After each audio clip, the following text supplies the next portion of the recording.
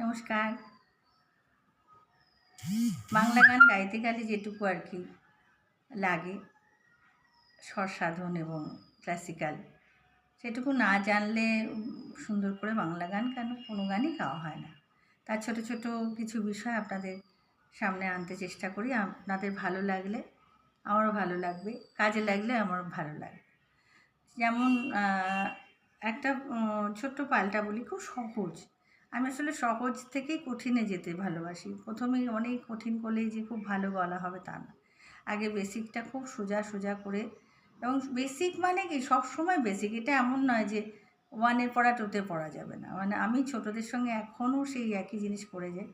সেই জন্য আমার যে অনেকে বলেন চড়ার দিকে গলা কী করে এরকম সাবলীল যায়, এই পাল্টাটা খুব সহজ। পা মা গা রে সা ধা পা মা গা রে নি ধা পা মা গা সা নি ধা পা মা রে সা নি ধা পা গা রে সা নি ধা মা গা রে সা নি পা মা গা রে সা সা রে গা মা পা নি সা রে গা মা ধা নি সা রে গা পা ধা নি সা রে মা পা ধা নি সা গা মা পা ধা নি রে গা মা পা ধা সা রে গা মা পা নি সা রে গা মা ধা নি সা রে গা পা ধা নি সা রে মা পা ধা নি সা।